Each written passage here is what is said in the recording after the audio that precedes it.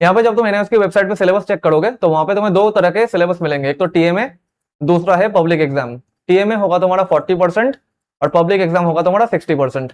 ठीक है, तो यहाँ पे एनआईओएस की दुनिया में क्या होता है कि भाई जो टीएमए का सिलेबस है इसको पढ़ाई करना नहीं होता।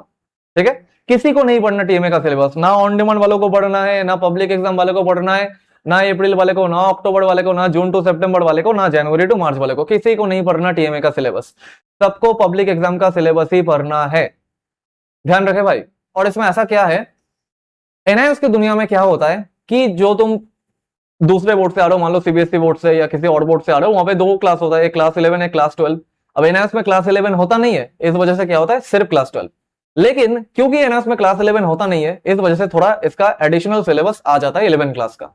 मतलब मैं कहना चाहता हूं, जैसे तुम यहाँ पे चैप्टर देखोगे atoms, molecules, atomic structure, chemical bonding, thermodynamics, ठीक है, फिर तुम्हारा ये आयनिक इक्विलिब्रियम, ये सब कुछ क्लास 11 के चैप्टर्स हुए। ठीक है, एस ब्लॉक, हाइड्रोजन, ये सब कुछ क्लास 11 के चैप्टर्स हुए। तो ये क्या होता है एनआईओएस बोर्ड में क्लास 11 वाले पोर्शन को भी क्लास 12 में यहाँ पे डाल दिया जाता है। और साथ ही साथ ऐसा है कि क्लास 12 का तो पूरा ही सिलेबस आता है।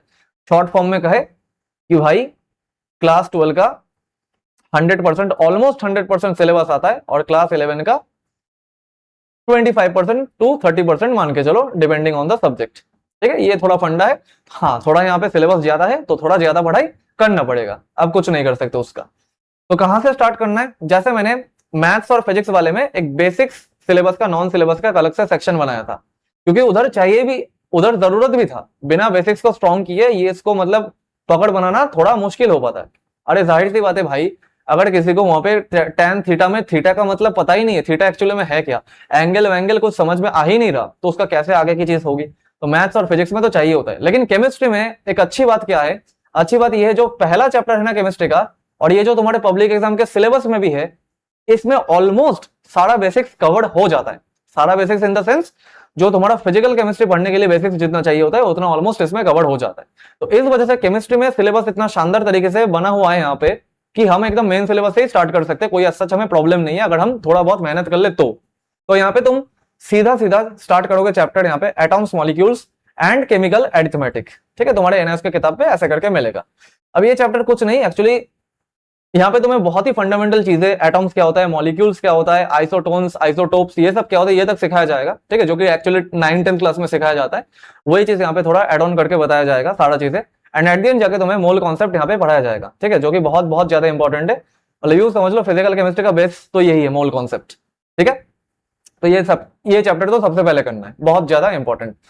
नेक्स्ट, और ये चैप्टर को कैसे करना है, ये चैप्टर को तुम एनसीईआरटी के रेफरेंस में कर सकते हो। NCERT class 11 some basic concepts of chemistry, NCERT का जो पहला चैप्टर है वही है। फिर आएगा भाई एटॉमिक स्ट्रक्चर।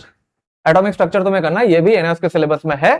और एटॉमिक स्ट्रक्चर में पहले तो भाई साइंटिस्ट का अलग अलग experiment, Rutherford model, Bohr model, वो सब कुछ रहेगा। एंड एट द एंड जाके इलेक्ट्रॉनिक कॉन्फ़िगरेशन मिलेगा तुम्हें। ठीक है, तो यही से तुम सीखोगे कि इलेक्ट्रॉन कैसे फिल किया जाता है शेल में, सब शेल में, फिर वैसे करके कैसे इलेक्ट्रॉनिक कॉन्फ़िगरेशन लिखा जाता है ना। एटलीस्ट तुम्हें जिंक तक का, Zn30 तक का इलेक्ट्रॉनिक कॉन्फ़िगरेशन तो याद होना चाहिए मेरे ख्याल से, है ना। और इनर्ट गैस के जो इलेक्ट्रॉनिक कॉन्फ़िगरेशन है वो भी याद होने चाहिए लॉजिक के साथ। तो वो वाला सारा चीज तुम यहाँ पे एटॉमिक स्ट्रक्चर में सीखोगे, क्वांटम नंबर, इलेक्ट्रॉनिक कॉन्फ़िगरेशन, सारा कुछ। तो ये दोनों बहुत बहुत ज्यादा एसेंशियल चैप्टर है। ठीक है, घबराओ मत, अगेन मैं बताऊंगा कि पास होने वाले को क्या करना है, 75 लाने वाले को क्या करना है, और 95 लाने वाले को कितने तक का सिलेबस करना है। अभी पूरा रोड मैप ओवरव्यू समझ लो यहाँ पे। ठीक है, फिर एक और चैप्टर तुम्हें करना है जो कि पीरियोडिक टेबल। अब ये सिलेबस में नहीं है, एनआईओएस के सिलेबस में ये नहीं है। ठीक है, लेकिन प्रॉब्लम क्या है, अगर पीरियोडिक टेबल का नॉलेज तुम पे ना हो, ionisation potential, electron gain enthalpy, इन सब का नॉलेज अगर तुम्हें ना हो, इलेक्ट्रॉन एफिनिटी, तो क्या होगा इनऑर्गेनिक केमिस्ट्री में भी और ऑर्गेनिक केमिस्ट्री में भी आगे जाके तुम्हें दिक्कत आएगा। ठीक है, अगर किसी को नॉलेज है तो उसके लिए तो कुछ नहीं है, उसके लिए तो मतलब आसान सी चीज है, पढ़ना नहीं पड़ेगा, ऑब्वियस सी बात है, दोबारा। और अगर किसी को नॉलेज नहीं है तो उसको तो इतना करना पड़ेगा। तो पीरियोडिक टेबल कर लेना, क्लास 11 एनसीईआरटी। ठीक है, class 11 NCERT periodic table, atomic structure भी मिल जाएगा, क्लास 11 एनसीईआरटी एटॉमिक स्ट्रक्चर। ठीक है, फिर केमिकल बॉन्डिंग बहुत एसेंशियल, ये सिलेबस में है। ठीक है, तो इसको भी कर लेना, क्लास 11 एनसीईआरटी केमिकल बॉन्डिंग। यहाँ पे सारा चीजें, हाइब्रिडाइजेशन, फिर मॉलिक्यूलर ऑर्बिटल थ्योरी, ये वो दुनिया बहुत लंबा चैप्टर है भाई। ठीक है, तो आराम से टाइम लगा के पढ़ना हो जाएगा, तो इधर तक कर लेना। फिर भाई सॉल्यूशन, फिजिकल केमिस्ट्री का पोर्शन स्टार्ट कर देना। क्यों मैंने इस सीक्वेंस को ऐसा डिजाइन किया ताकि भाई जो आने वाले चैप्टर्स पे जो पीछे का यूज होगा, ठीक है, मतलब जो प्री रिक्विजिट्स वाला जो बात है, और रही बात क्या है, हाई वेटेज चैप्टर ज्यादा पहले कवर हो जाए और आसान सा चैप्टर पहले कवर हो, फिर धीरे धीरे हम टफ वाले चैप्टर में आगे बढ़े। इस तरीके से मैंने ओवरऑल एक कॉम्बो देखते हुए मैंने इस सीक्वेंस को डिजाइन किया। इस सीक्वेंस में अगर पढ़ाई करोगे तो जिंदगी में कभी दिक्कत नहीं आएगा, ठीक है। तो सॉल्यूशन वाला यहाँ पे कंप्लीट करना है। ये फिजिकल केमिस्ट्री का चैप्टर है क्लास 12 का, 12th एनसीईआरटी, ठीक है, 12th एनसीईआरटी सॉल्यूशन। क्योंकि तुमने मोल कॉन्सेप्ट ऑलरेडी सीख लिया पहले वाले चैप्टर में, ठीक है, तो सॉल्यूशन तुम्हें काफी आसानी होगी सीखने में, ऐसा कोई प्रॉब्लम नहीं आएगा। नेक्स्ट भाई तुम्हें करना है थर्मोडायनेमिक्स, ठीक है। अब ये क्लास 11 का है, 11th एनसीईआरटी थर्मोडायनेमिक्स, ठीक है। ये भी काइंड ऑफ एक बहुत लंबा चैप्टर है अगर तुम जेई के अकॉर्डिंग उस तरीके से देखो तो, ठीक है। जेई में जैसे लोग इसका तो 25-25, 30-30 लेक्चर पढ़ाते हैं, लेकिन एनआईओएस में उतना ज्यादा कुछ खास कंटेंट है नहीं। तो मैं तो कहूंगा एनसीईआरटी वाला लेक्चर देख लो, है ना, किसी टीचर का 3-4 घंटे का, तो 3-4 घंटे मैक्सिमम 7-8 घंटे का, तो थर्मोडायनेमिक्स का आराम से चीजें यहाँ पे कवर हो जाएगा। नेक्स्ट बातें करेंगे भाई केमिकल इक्विलिब्रियम और आयनिक इक्विलिब्रियम। अब यहाँ पे क्या है, तुम्हारे एनआईओएस बोर्ड में आयनिक इक्विलिब्रियम ये वाला चैप्टर तो है सिलेबस में, लेकिन केमिकल इक्विलिब्रियम ये नहीं है। लेकिन स्टिल मैं बोल रहा हूं कि भाई आयनिक इक्विलिब्रियम को वैसे स्टार्ट करने से पहले थोड़ा नहीं पूरा ही केमिकल इक्विलिब्रियम तुम पढ़ के आओ, तभी जाके थोड़ा अच्छे से फील आएगा, ठीक है, चीजें ज्यादा चमकेगा और बढ़िया होगा कंसेप्ट वगैरह। तो केमिकल इक्विलिब्रियम तुम पहले करना और आयनिक इक्विलिब्रियम उसके बाद करना। ये दोनों ही क्लास 11 एनसीईआरटी का है, क्लास 11th एनसीईआरटी। ऑनलाइन पे यहाँ पे सर्च कर लेना class 11 NCERT chemical equilibrium, class 11 NCERT ionic equilibrium, तो ढेर सारा मिल जाएगा भाई वीडियो कंटेंट। और जिसका पसंद आए उससे पढ़ के, फ्रीक्वेंसी मैच जिससे हो पढ़ के समझ लेना, बस बात खत्म। एट द एंड समझ में आना चाहिए और क्वेश्चन सॉल्व होना चाहिए। फिर कर लेना भाई इलेक्ट्रोकेमिस्ट्री, ये क्लास 12 का है, 12th एनसीईआरटी। अब एनआईओएस में क्या है, अब इलेक्ट्रोकेमिस्ट्री के थोड़े स्टार्टिंग वाले पोर्शन में ना उन्होंने रेडॉक्स रिएक्शन का भी काफी टॉपिक ऐड कर दिया एनआईओएस की किताब में। जब तुम इलेक्ट्रोकेमिस्ट्री का पीडीएफ खोलोगे तो वहां पे रेडॉक्स रिएक्शन का भी चीजें वहां पे दिखेगा। तो इस वजह से तुम इसको कैसे पढ़ना, पहले रेडॉक्स रिएक्शन पढ़ के आना, ठीक है, रेडॉक्स रिएक्शन क्लास 11 एनसीईआरटी, ठीक है। उसके बाद जाके इलेक्ट्रोकेमिस्ट्री यहाँ पे कंप्लीट करना क्लास 12 एनसीईआरटी, ठीक है, आराम से भाई, कोई प्रॉब्लम वाली बात नहीं है। फिर तुम करना यहाँ पे डीएनएफ ब्लॉक और कोऑर्डिनेशन, ठीक है, ये दोनों ही क्लास 12 एनसीईआरटी, 12th एनसीईआरटी। उसके बाद S block and hydrogen P block ये कर लेना, और इधर तक तुम्हारा लगभग इनऑर्गेनिक का सिलेबस खत्म हो जाता है ना। पी ब्लॉक तक ये S block, hydrogen, P block ये सब कुछ ऐसे ही सर्च करने पे मिल जाएगा, क्योंकि ये बहुत फेमस चैप्टर है भाई, ब्लॉक केमिस्ट्री, है ना। ढेर सारा वीडियोस दिख जाएगा, इसका सच कोई प्रॉब्लम नहीं है। रटना बहुत पड़ेगा एंड लॉजिक के साथ चीजें समझना भी बहुत ज्यादा पड़ेगा यहाँ पे, ठीक है।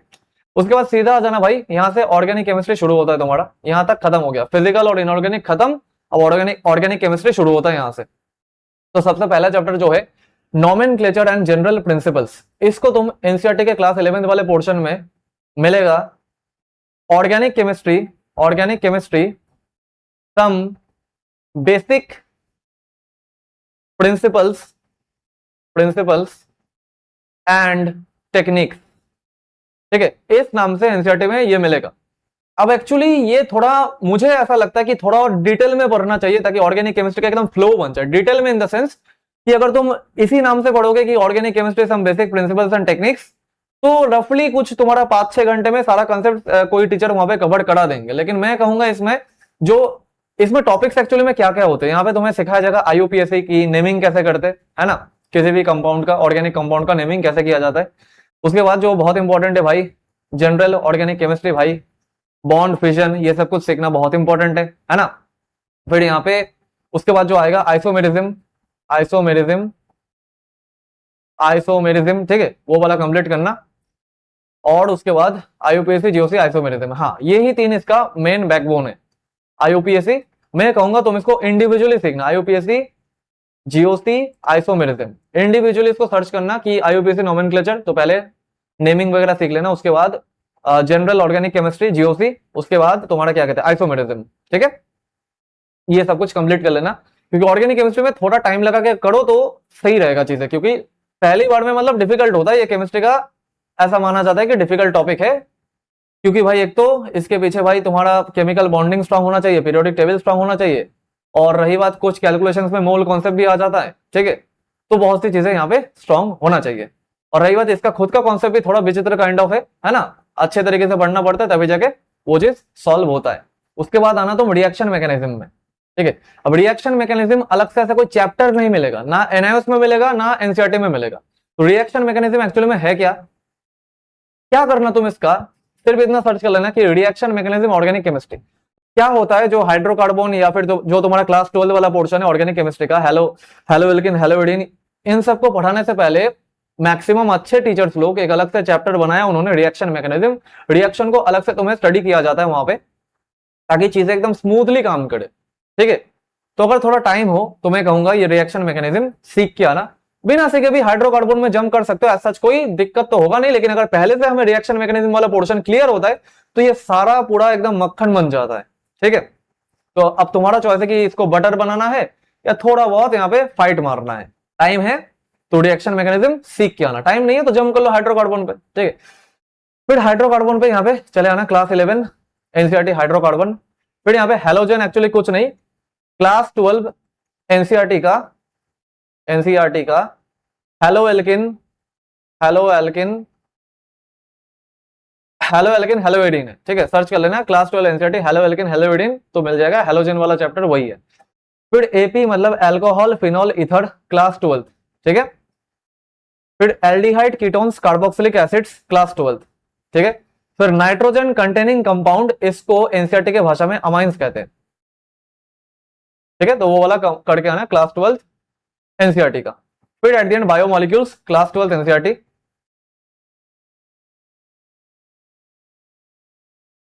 फिर उसके बाद सोप, डिटर्जेंट एंड पॉलीमर, ये वाला तुम्हें ऐसे एनसीईआरटी में तो मिलेगा नहीं आज के जमाने पे।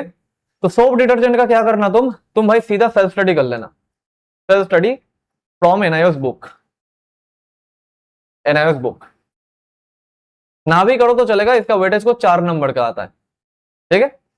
ऐसा कोई फर्क नहीं है, क्योंकि क्वेश्चन में तुम्हें और करके ऑप्शन मिलता है, तो कहीं ना कहीं ये ना भी करो तो मैक्सिमम तुम्हारा पेपर में शायद मेरे ख्याल से 1-2 नंबर का ही छूटेगा, उससे ज्यादा नहीं छूटेगा। पास होना है वाले को किधर तक करना है, ये इधर से लेके कोऑर्डिनेशन तक, ठीक है। उसके बाद और सिलेबस टच मत करना। मैं तो कहूंगा तुम इलेक्ट्रोकेमिस्ट्री इधर तक भी कर लो, बहुत है। तुम ये डीएनएफ ब्लॉक कोऑर्डिनेशन तभी करना जब अगर तुम्हारे पास टाइम रहे, अगर टाइम नहीं है तो इधर तक कर लो, बहुत है, आराम से पास हो जाओगे। 26 प्लस आउट ऑफ 80 आराम से आ जाएगा, ठीक है। जिसको 75 लाना है उसको क्या करना है, मैं कहूंगा तुम एटलीस्ट हाइड्रोकार्बन तक कर लेना, ठीक है। हाइड्रोकार्बन तक यहां तक कर लेना, जिसको 75% लाना है, मतलब कि आउट ऑफ 80 कम से कम 60 प्लस लाना है, ठीक है, आउट ऑफ 80। और जिसको पूरा नंबर लाना है, I mean 75 plus out of 80, 95% लाना है, उसको ऑब्वियस सी बात है पूरा सिलेबस आना चाहिए उसके पकड़ में, ठीक है। तो इस तरीके से चलना है। और बाकी एक चैप्टर को कैसे कंप्लीट करें, तो लेक्चर उठाओ, कंसेप्ट समझो, अच्छे तरीके से अंडरस्टैंडिंग करो एक एक चीज का, एंड उसके बाद अगर समराइज नोट्स बनाना हो तो इंपॉर्टेंट की पॉइंट्स वगैरह अपने नोट्स में ऐड कर लो। अगर डिटेल नोट्स बनाना चाहो तुम पे डिपेंड करता है कि तुम कैसे मतलब रिवीजन वगैरह करते हो। अगर तुम्हें डिटेल नोट्स का रिवीजन करना है तो डिटेल नोट्स बनाओ, समराइज्ड नोट्स का रिवीजन करना है तो 4-5 पेज का नोट्स वहां पे बना लो कि पर चैप्टर, ठीक है। मतलब मेन चीजें अपने नोट्स में होना चाहिए। उसके बाद एनआईओएस का बुक सॉल्व करो, एनआईओएस का बुक में से थ्योरी अच्छे तरीके से पढ़ो, ठीक है। थ्योरी बहुत इंपॉर्टेंट है भाई केमिस्ट्री में, और जो क्वेश्चन है, जितने क्वेश्चन है एनआईओएस की किताब में, उसको सॉल्व कर लेना अच्छे तरीके से। फिर चैप्टर वाइज मॉड्यूल, अब ये चीजें इधर तक तो तुम्हारा फ्री एक्सेस है, इधर तक तुम ऑनलाइन पे मिल जाएगा।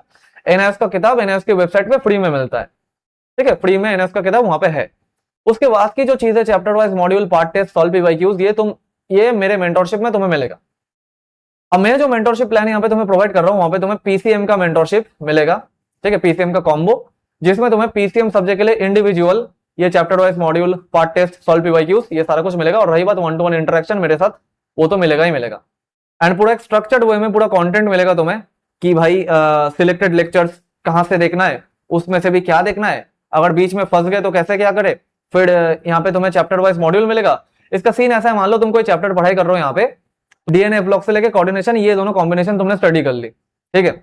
अब इसका क्या होगा, चैप्टर वाइज मॉड्यूल में से तुम स्पेसिफिकली डीएनए ब्लॉक और कोऑर्डिनेशन के कुछ एक्स्ट्रा क्वेश्चंस होंगे, उनको प्रैक्टिस करो अकॉर्डिंग टू एनआईओएस का लिखने का पैटर्न, जिसको कहते हैं मार्किंग स्कीम। उसका सॉल्यूशन भी उधर दिया हुआ रहेगा, ठीक है। नेक्स्ट, अब तुम टेस्ट करो कि भाई तुम कहां पे स्टैंड करते हो, है ना। एक 50 नंबर का टेस्ट होगा, वहां पे तुम बताओ तुम कहां पे स्टैंड करते हो। पार्ट टेस्ट देके देखो कि डीएनए ब्लॉक और कोऑर्डिनेशन का एनआईओएस के मार्किंग स्कीम के अकॉर्डिंग, एनआईओएस के पैटर्न पे एग्जाम देने पे मेरा कितना नंबर बन रहा है। दो चीज होती है, एक तो भाई कंसेप्ट पढ़ना, तो लेक्चर देके सारा कंसेप्ट हम पढ़ाई कर रहे, फिर जाके चीजों को समझ रहे, और दूसरा होता है कि practice practice practice and test. तो यही तो मतलब, अगर टेस्ट प्रैक्टिस ये सब ना करोगे तो तैयारी आधा अधूरा रहेगा, है ना। तो आधा अधूरा तैयारी करके कोई फायदा नहीं है। फिर वो 80 में से 80 नंबर लाने की तैयारी करोगे, फिर नंबर आएगा तुम्हारा 50, इधर तक रुक जाएगा, है ना। तो ये बात है भाई, प्रैक्टिस भी बहुत इंपॉर्टेंट है और टेस्टिंग करना भी बहुत ज्यादा इंपॉर्टेंट है। उसके बाद क्या होगा, लोग क्या करते, पीवाईक्यूज बाद में करते, पहले पूरा सिलेबस कर लेते, उसके बाद एंड में जाके पीवाईक्यूज वहां पे करते। हम क्या करेंगे, अभी जो चैप्टर हम कंप्लीट करें, मान लो डीएनए ब्लॉक हमारा कंप्लीट हो गया, तो मैं जो सॉल्व पीवाईक्यूज दूंगा तुम्हें, वो लगभग 2016 से लेकर 2026 तक का ऑलमोस्ट एवरी पेपर तो नहीं, देखो वो सेट ए बी सी जो आता है, इसमें यू मान के चलो ये तीनों पेपर में 60% का तो ओवरलैप होता है, बाकी 30-40% थोड़े डिफरेंट क्वेश्चन दिख गए। लेकिन भाई जब इतना लंबा पीवाईक्यू का सीरीज है 2016 से लेकर 2026 तक का, कितने मल्टीपल नंबर ऑफ क्वेश्चंस होंगे एक एक चैप्टर का, तो आराम से तुम्हारा सारा कुछ कवर होकर रिवीजन हो जाएगा एक अच्छे खासे तरीके का, ठीक है। तो मैं कहूंगा भाई सॉल्व पीवाईक्यूज यहाँ पे कर लेना। मान लो तुमने डीएनए ब्लॉक खत्म किया, अब तुम सॉल्व पीवाईक्यूज खोलोगे वहां पे, फिर जाके क्वेश्चन पेपर पे मैंने इसको ऐसे डिजाइन किया कि यहाँ पे क्वेश्चन रहेगा, फिर वहां पे क्वेश्चन के साइड में लिखा हुआ रहेगा कि भाई कौन से चैप्टर से ये आया है।